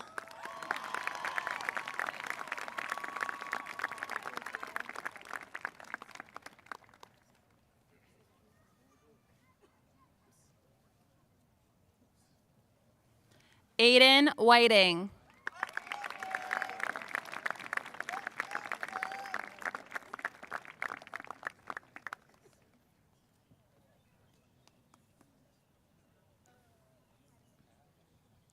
Ketula Xanthakos.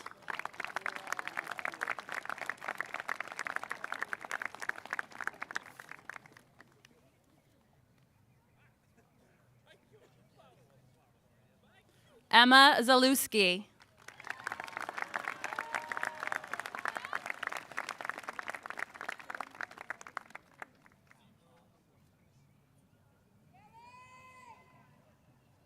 Kale Zabrowski.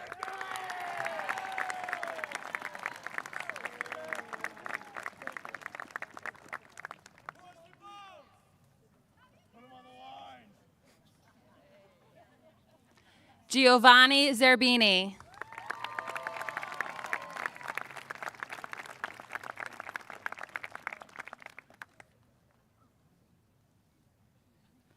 Devin Zheng.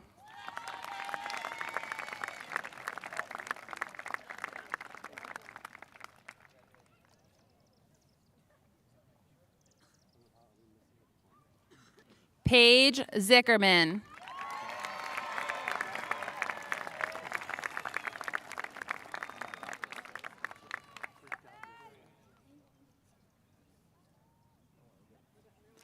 Tyler Zimani.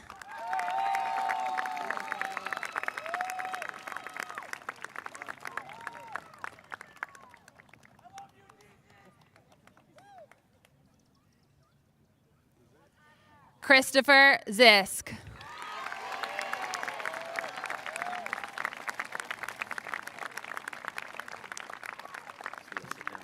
No, we have to say please rise, and I have to say please rise. What does it say here? Please rise. All I'll do it. Yeah, I got it. Great job.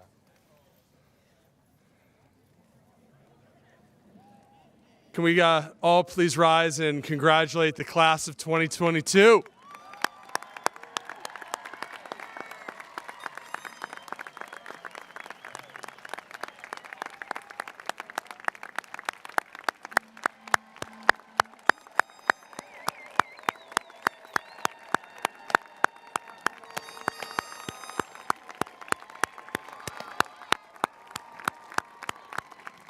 At this point, I want to welcome back to the podium Mary Kate Doherty, who will lead the class of 2022 in the ceremonial tassel turn and traditional hat toss.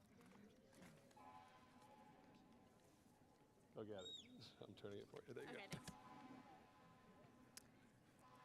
Thank you. Class of 2022, I invite you to join me in the turning of the tassel, which signifies one's transition from candidate to graduate. On the count of 3, please turn your tassels from the right to the left. 1, 2, 3.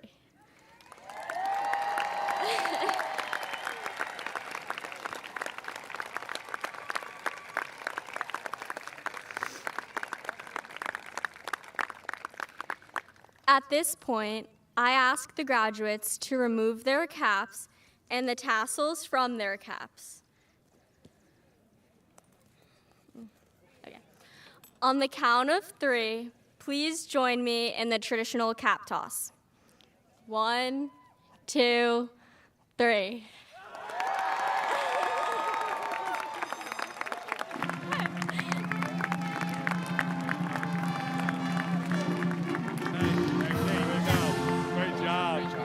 Crushed it.